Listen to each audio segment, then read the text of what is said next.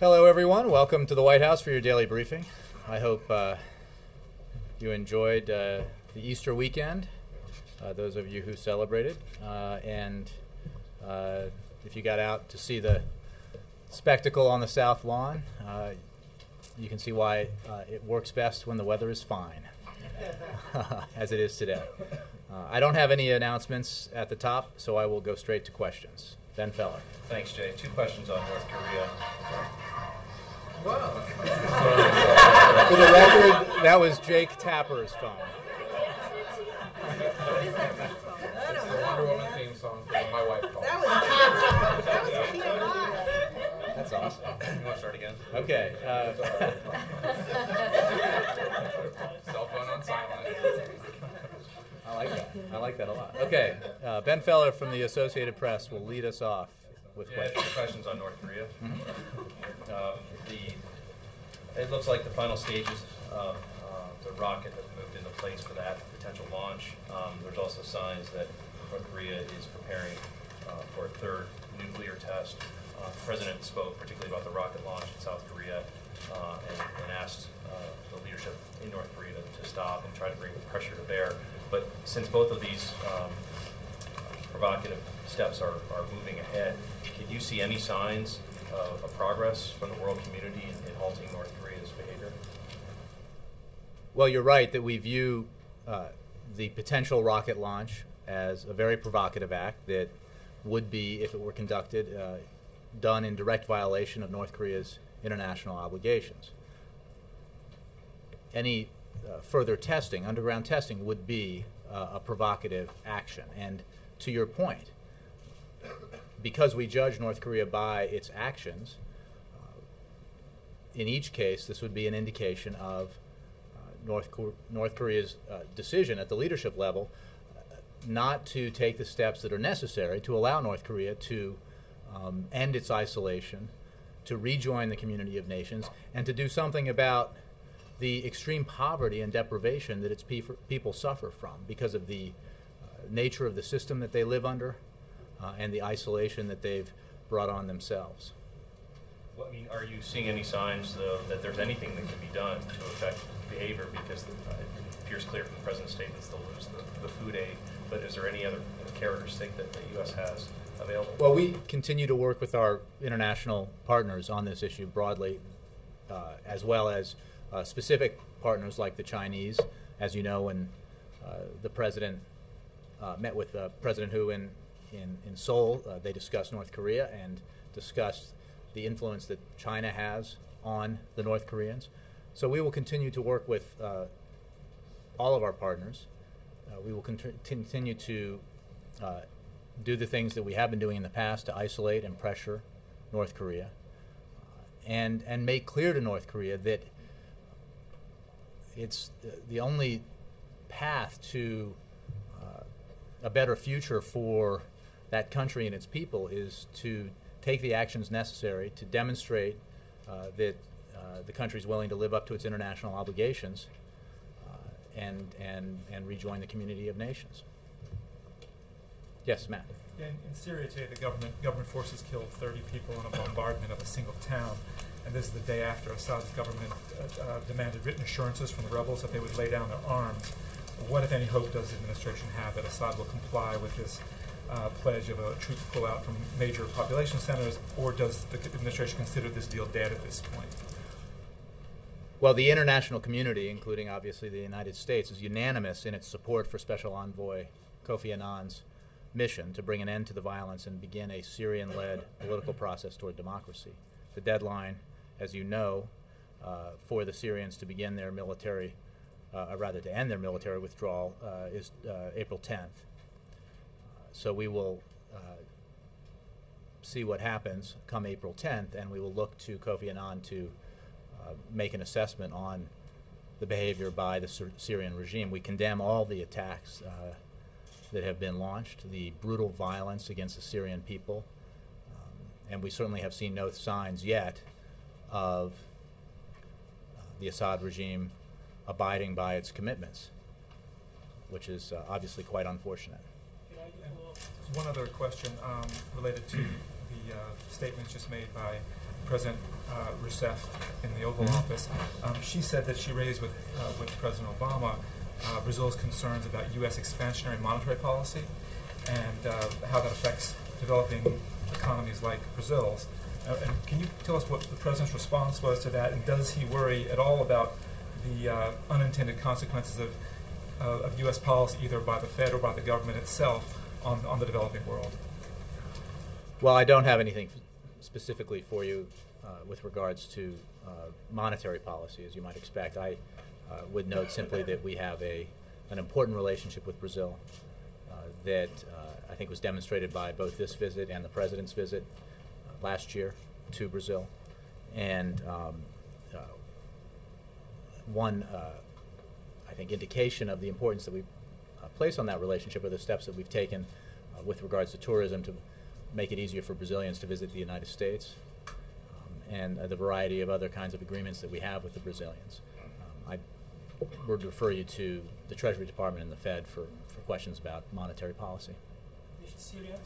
Let me get to you. Let me get through the first few people here. Jake and then Jessica. On Iran, in the Saturday meeting with the P5+1, Iran has said that they reject preconditions for the meeting. Will the meeting go ahead even with Iran rejecting preconditions?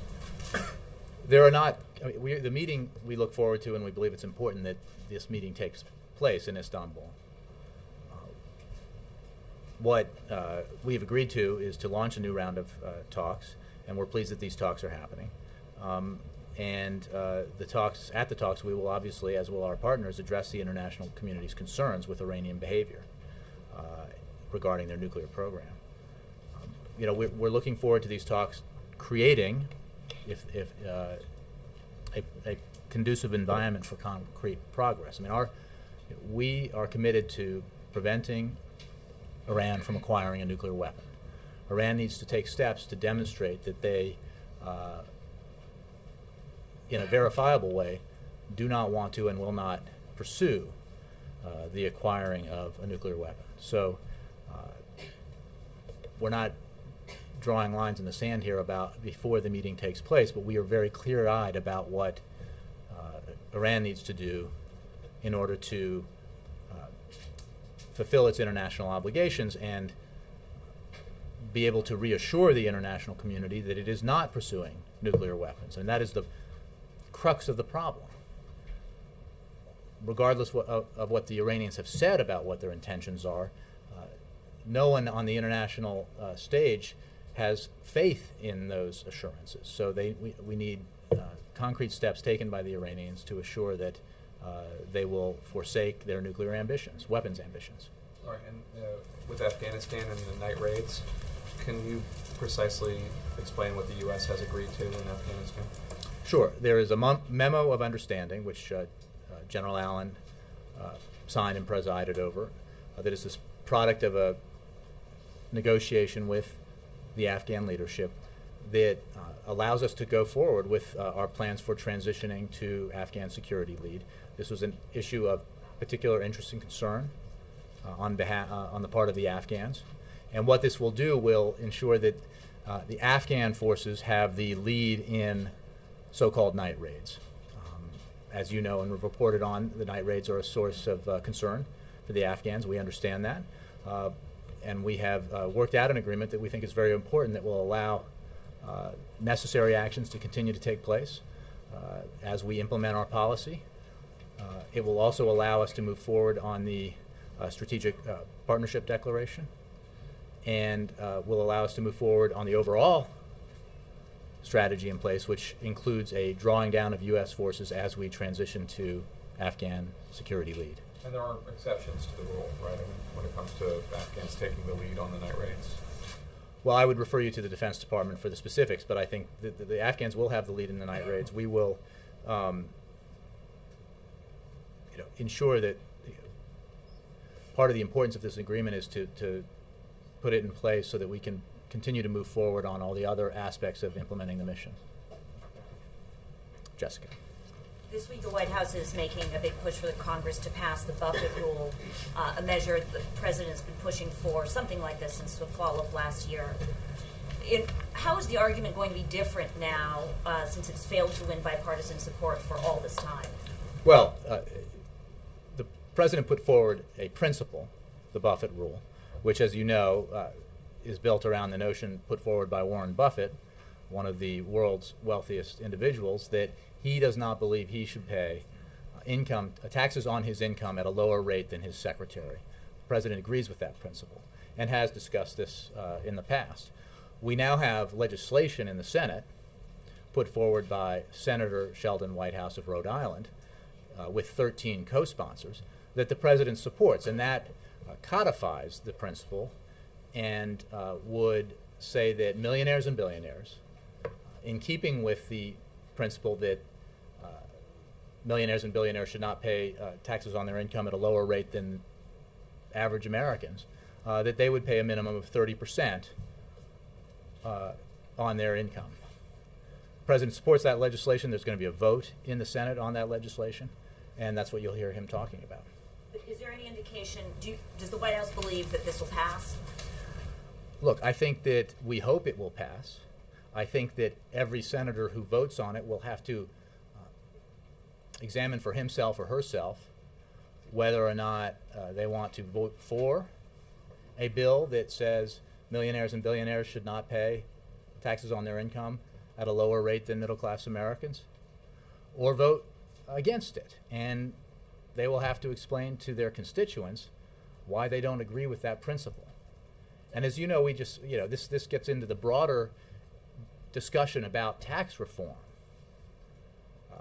And I'm going to veer a little bit here, but I was thinking about this just earlier, that when we talk about proposed tax reform, as in the Ryan Republican budget that suggests we can lower rates, and which is a fine idea, but then says we'll figure out how to pay for the $4.7 trillion down the road through the Ways and Means Committee by closing loopholes and finding other savings in tax expenditures without identifying what they are. Well, one of the big ones is the ability for hedge fund managers and others to pay tax on their income at a capital gains rate. The president thinks that's wrong. That's why Warren Buffett pays at a lower rate than his secretary. Republicans thus far, by and large, have not supported the idea that we should eliminate the capacity for hedge fund managers to pay taxes on their income at a remarkably lower rate than average Americans. The president thinks, as a matter of fairness, that we should do away with that, and that millionaires and billionaires should pay at a rate that's not lower than secretaries or other folks who are just trying to make ends meet. But since the White House isn't proposing that Congress tackle broad tax reform now, but just the Buffett rule, and because you know going in that there is not Republican support for this, at least at this point, Jessica, the premise of your question is the premise of your question is that we should never pursue any legislation that faces political obstacles, and we do not agree with that premise. That is politically motivated to draw on the frustration about income inequality in this country at a time that you're to the extent that there's a motivation to highlight and therefore put pressure on senators to listen to the concerns of their constituents about tax fairness, yes. And hopefully that pressure from senators' constituents will result in a yes vote. I don't argue that it's easy or that we're guaranteed to get it passed, but that doesn't make it not worth trying to get it done, and that's why we're doing it. Nora. Can I ask you about Iran ahead of the talks? Iran has refused to close down its uranium enrichment labs. What makes you believe that their desire to resume talks is nothing more than a delay tactic? I appreciate the question.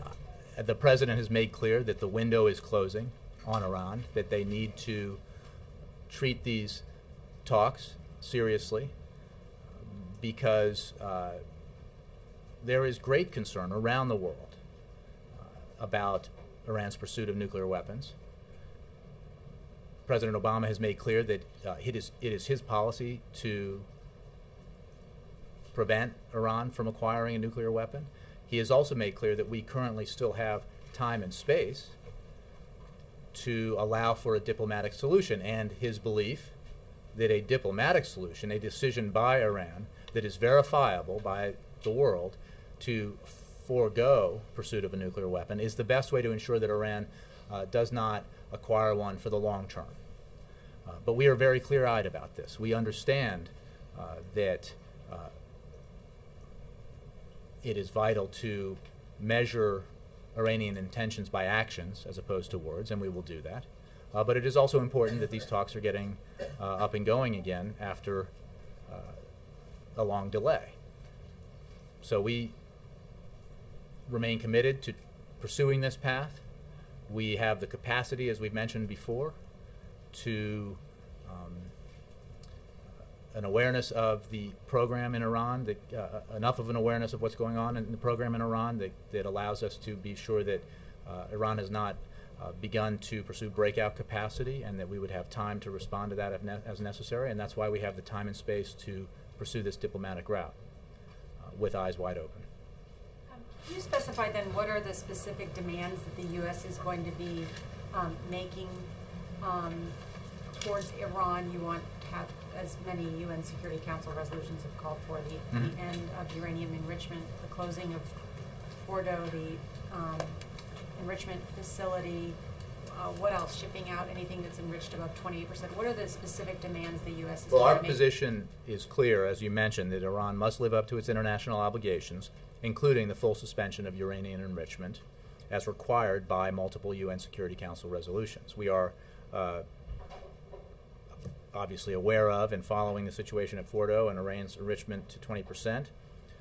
Those are priorities for us and priorities for the international community. But our bottom line is the cessation of uranium enrichment and the verifiable decision by the regime in Tehran to forego pursuit of a nuclear weapon. So what's the timeline on that? Given that those have been goals for quite some time, when's the timeline about when Iran has to do this? Well, I don't have a specific date for you. But as the president said earlier this year, not that long ago, the window is closing. And time is not infinite here.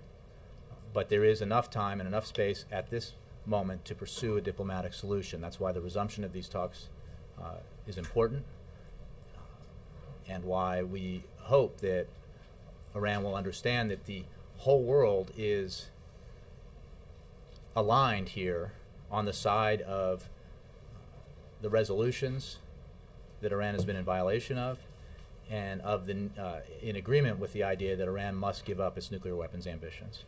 And then just to follow quickly on the Buffett rule, how much of this vote that's going to be on next Monday is an effort to put senators on record?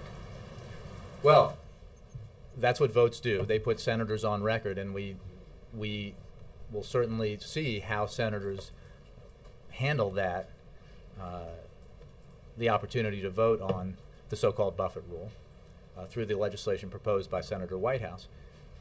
The goal is the passage of the resolution, the passage through the Senate of a bill that would simply codify that millionaires and billionaires in this country should not pay tax on their income at a lower rate than most folks in the country, in the middle class. So hopefully it'll pass. I think, as I was discussing with Jessica,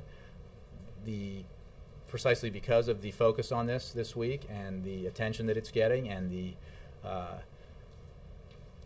attention, therefore, that constituents in various states around the country may be paying to it, maybe senators will decide, those who are on the fence, or perhaps even those who have been opposed to this in the past, will rethink their position, consider the fundamental fairness of the legislation, and vote yes. Is it also a political effort, once again, though, to draw attention to the fact that the president's likely opponent, Mitt Romney, paid 14%?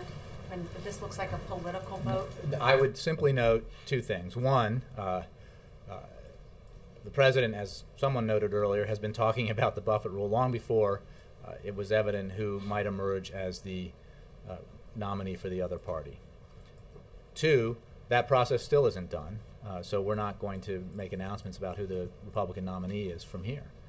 And it doesn't matter, because everyone who supports everyone who has been running for president, or all the principal candidates for the Republican Party, have unfortunately expressed their opposition to the idea that the Buffett rule should become law, to the idea that there is that it is not a simple matter of fairness that millionaires and billionaires should pay taxes on their income at a rate equal to or above what middle-class Americans pay. So, I mean, again, this is an opportunity for senators on the Hill to make their position clear, and others who have an interest in this should express themselves as well.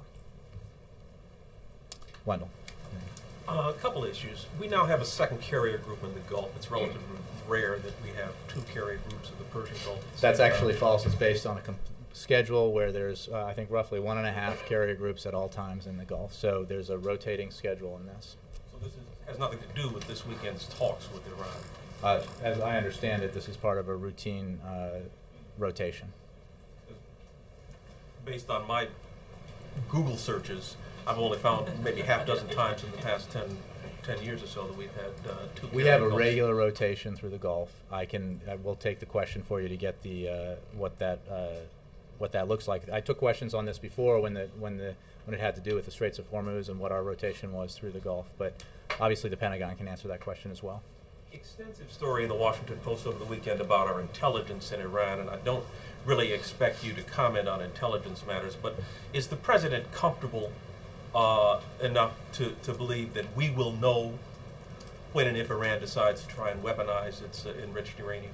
As I was saying earlier, and as others have said, that we do have visibility into the program. I would refer you to the IAEA report of several months ago that talks about that and the kind of visibility that we have, and the fact of that visibility allows us to believe that we can make assessments about moves by the Iranians towards breakout capacity. This is the phrase that people use in terms of pursuit of a nuclear weapon. Having said that, I just want to reiterate that we are clear-eyed about Iranian behavior, and it is important for Iran to understand that the window is closing, and that these talks are an opportunity for Iran to fulfill their international obligations, to relinquish their pursuit of a nuclear weapon, and to, by taking those actions in a verifiable way, to rejoining the community of nations and reducing the amount of isolation that their actions have subjected them to. On a different issue, there's a report on the Hill that says a couple $100 million of IRS money has been used to fund aspects of the Affordable Care Act. There's some Republicans on the Hill who feel this is improper given that there is a fund for implementation of the Affordable Care Act. Can you react to their criticism? Well, I would refer you to HHS and the Department of Treasury, but my understanding is that this is about enabling the IRS to provide essentially the tax breaks to small businesses and individuals to assist them in acquiring health insurance, or in the case of small businesses, providing health insurance. But the details are better found at Treasury and HHS. Yes, and then I'll move it around.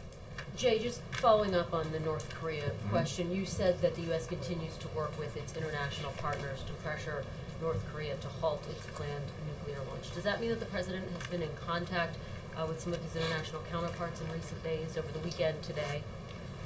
I just want to be clear, you mean the missile launch, not nuclear launch, but the rocket launch. The rocket launch.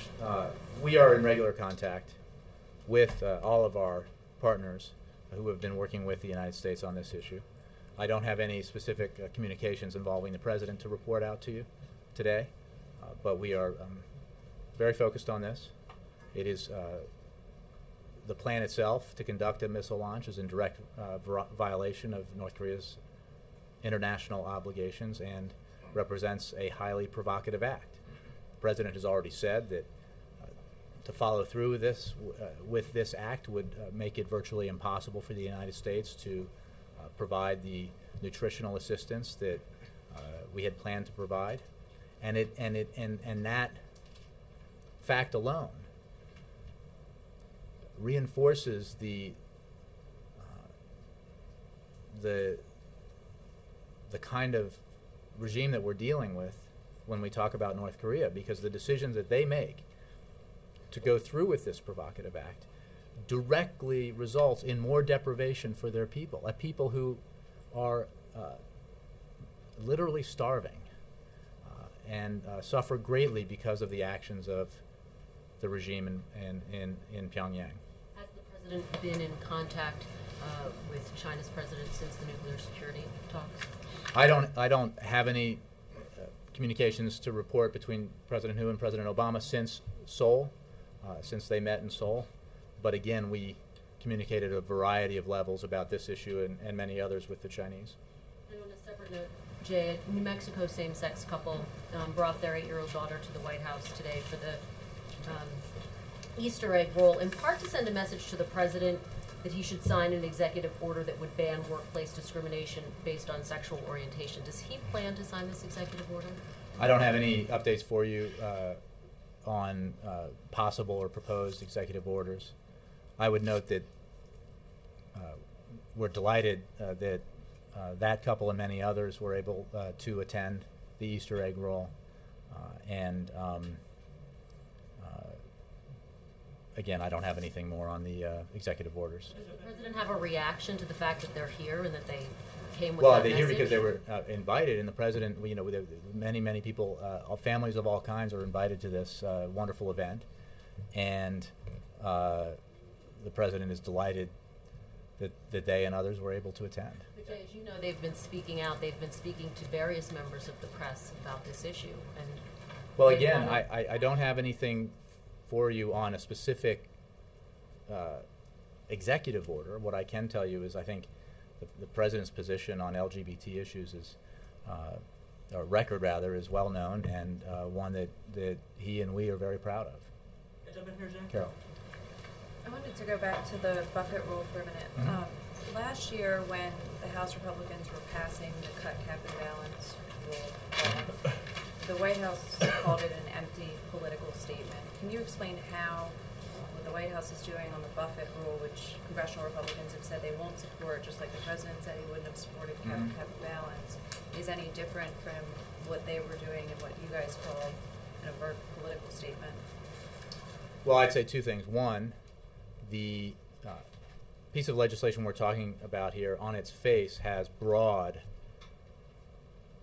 support across the country from Americans of all political persuasions, according to the data produced by the polling organizations hired by your employers. Secondly, the fact is that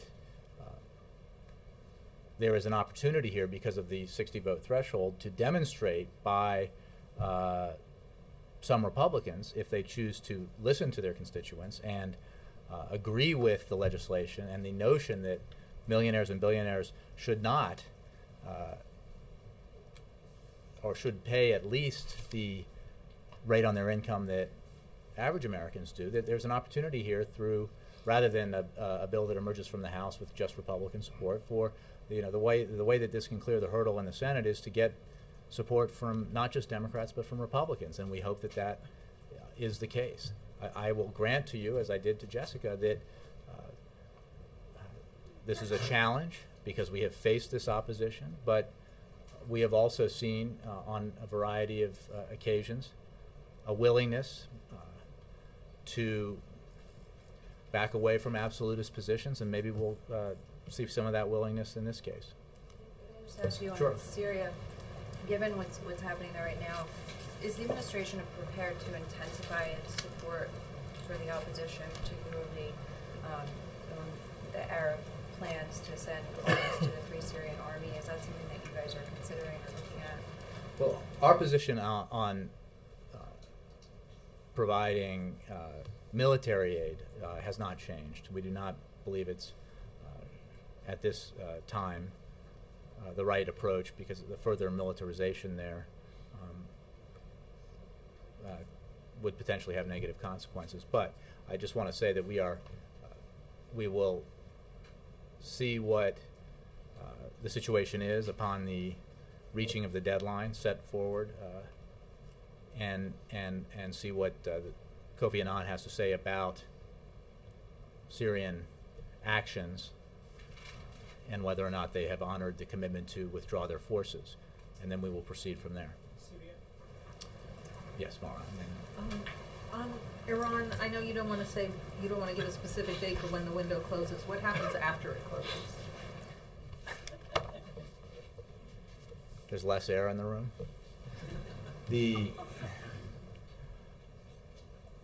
I'm not going to speculate about what might happen should Iran choose not to honor its international obligations and through the vehicle of the P5+1 talks not make progress towards that goal. But this is obviously a serious matter. We are committed to ensuring that the Iranians do not acquire a nuclear weapon. The consequences of the reason for that, and I think the President has discussed this on many occasions, but the reason for that is the threat that it would pose in general and specifically, but also the environment it would create in the region and the kinds of arms race that would follow if Iran were to be allowed to acquire a nuclear weapon. So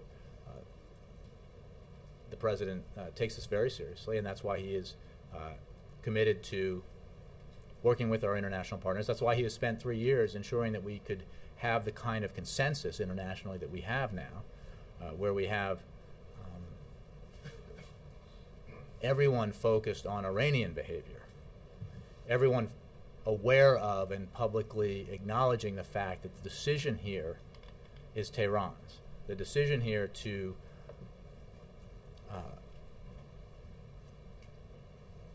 end a situation that has resulted in Tehran's extreme isolation and the most punitive sanctions that have ever been levied rests with Iran, that they have the ability here and the opportunity through these talks to come in line with their international obligations and begin to reduce the kind of isolation that has resulted in and the kinds of sanctions that have resulted in hardship for Iranian people.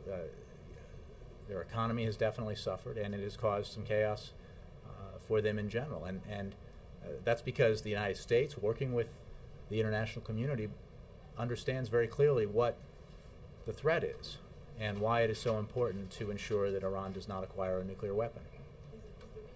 You don't want to say what happens after the window closes because the international community hasn't decided yet, or it's just not a good idea to tell them? It's pure speculation. The talks start on April 14th to discuss what happens at some date down the road if other things don't happen is not helpful. Okay. And just one follow-up on tax reform. You kind of mentioned it unprompted about how the Republicans, Ryan hasn't mentioned any loopholes that he would close. Do you expect Dave Camp to list the loopholes soon that will be closed? I have no expectation. I'm simply noting that in the assessments that we have made and others have made about Congressman Ryan's budget, which has become the Republican budget, that there's a big blank space in the proposal which says take it on faith that this tax reform, which would result potentially in lower rates, will be paid for. The $4.7 trillion, I believe, is the overall cost by simply closing loopholes and finding other savings through tax expenditures. But you all know, because you've reported on this and you've reported on the budget negotiations and tax discussions over the past year, that money's not there. And even if you do some very, very difficult things, but it's certainly not there if you don't go after, if you say that hedge fund managers should still be able to pay 15% on their income, and what they won't talk about is the home mortgage deduction and other deductions that middle class families get for health care and things like that. So there is a tremendous lack of clarity, a complete absence of information about how this tax reform would be pursued and completed. And what I heard Congressman Ryan say somewhere on the radio, I believe, was that Dave Camp over at Ways and Means would figure it out. Well, I don't think that's really a plan. Do you want Mitt Romney to, since he's embraced the Ryan plan and you're making sure everyone knows that, do you want him I haven't to, said that at all. Okay. But do you want him to specify how he would? I think take up anyone the laws who, from I think if you support the plan, it would be helpful for the general edification of the American people to explain how you would get from here to there. I owe you a question, Thank yeah. you. On Syria, today Syrian forces actually shot at the refugee camps within Turkish border, and this has been confirmed by the Turkish officials. My first question is, have you been able to talk to Turkey on this particular issue that reported 4 wounded and I believe 1 got killed? And the second, are you committed to back and support your NATO ally, Turkey? Because on the record, again, Turkish official today stated if this happens again, Turkey is going to take steps to respond to that. I appreciate the question. We have been in close touch with our Turkish allies on the events that you described that occurred this morning, and I would refer you to the Turkish government to confirm details. What is clear is that the regime perpetrated cross-border violence spilled over into Turkish territory and killed and injured several individuals in a refugee camp. We condemn any attacks by the Syrian regime on refugees in bordering countries and are outraged by today's reports. We strongly support the Turkish calls on the Syrian regime to immediately cease fire. This activity is yet another indication of the regime's that the regime's crackdown could significantly undermine stability in the region. Jay, what is going to take your government to change your policy from diplomacy to basically either the military intervention? Are you going to wait like the Bosnia in 95, 96, or are you going to do something for the death rate reach at that point, which just last week is reported over 1,000 people got killed in Syria? Well, we have strenuously and strongly condemned the attacks and the appalling violence that has been perpetrated by the Syrian regime on its people. We are providing humanitarian assistance, working with international partners through the Friends of Syria to provide humanitarian and other forms of non-lethal assistance to the opposition. We are working to help the opposition organize itself and unify itself. And we continue to isolate, work with our international partners to isolate and pressure the Assad regime. I think that historical comparisons are useful sometimes, but are very limited. And the comparison, the analogy that is often brought up is the actions that President Obama took last year with regard to Libya. And I think you are certainly very aware of why in this case it's important to remember that each country is different and each situation is different. And certainly what was true about the situation in Libya was the unanimity around the world about the need to take action, the UN resolution that reflected that unanimous feeling, the willingness in the regime and the desire in the regime that action be taken, and the opportunity in for action to halt a direct threat on many, many thousands of Libyans in Benghazi. And I think that is why that set of circumstances led to the action that the international community was able to take last year. This is simply to say that there are limits to the historical analogies and their applicability.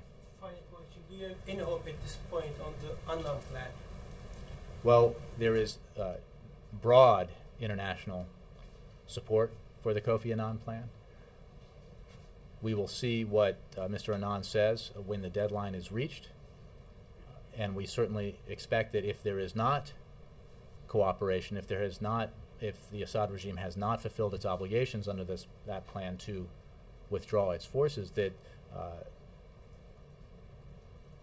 the international community will see that very clearly, and there will be discussions to decide what should happen next and how the international community should act in response to that. But I don't want to get ahead of that deadline or Mr. Annan's assessment.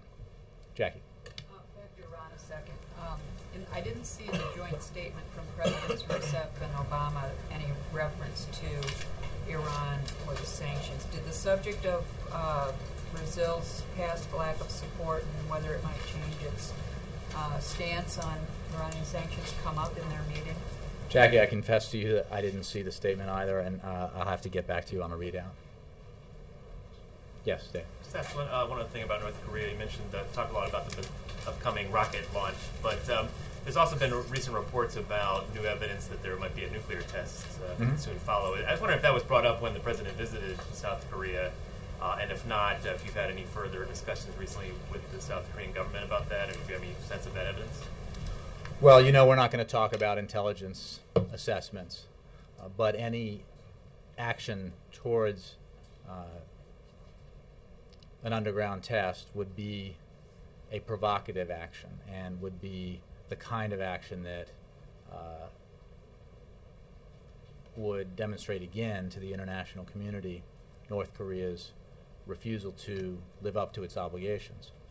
But I don't have anything specific for you on those reports. Yeah.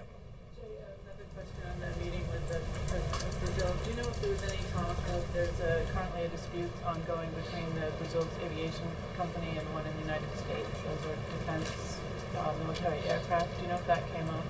You know, I think because that meeting ended so recently that we'll have to get back to you with a readout of it. I don't have specifics from it. John Christopher. As you know, Jay, next week the IMF and World Bank are meeting here in Washington.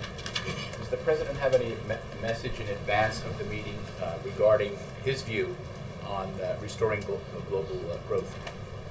Well, I don't have one from him that's tied to the meetings. I would note, obviously, that the President has put forward a nominee for the World Bank position. And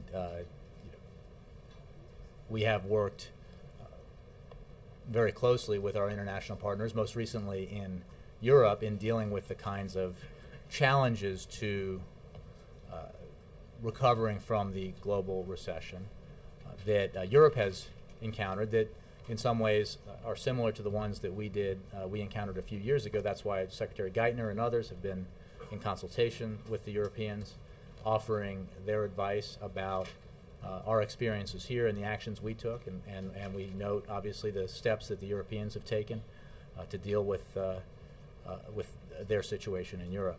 But there's no specific message regarding or in line with the meetings next week. Thanks, Jay. Last one, somebody I haven't called on in a while. Jen. Yes. I just was wondering if you have any reaction to Senator Grassley saying over the weekend that Obama is stupid for his comments on the Supreme Court decision. I didn't see that, so I don't have a specific reaction. I think we went through this a lot, and you know, on Monday the President expressed his views when asked that there is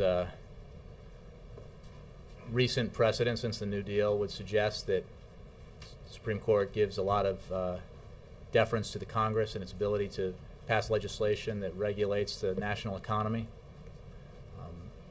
I understand that because he didn't specifically reference the Commerce Clause or the context, that those comments were not understood necessarily by everyone to mean only related to the Commerce Clause. And so he spoke again. When he was asked again on Tuesday, he made that clear. I think it's an observation of what I think I was saying last week. It's an unremarkable observation of fact that since the Lochner era, the Supreme Court has given deference to Congress on matters related to the national economy and matters of national economic significance, which no party to this dispute disagrees health care qualifies. So that's simply what he was saying. He also made clear that in part for that reason, or largely for that reason, that he believes that not just that his personal belief and our belief here in the administration that the Affordable Care Act is constitutional, but that the court will find it to be so as well because of all that many years of judicial precedent. So you didn't know about Grassley's tweet and then David Axelrod's response? I did not. I am learning about it right now, live from you. Thank you. You bet. Okay, thank you very much.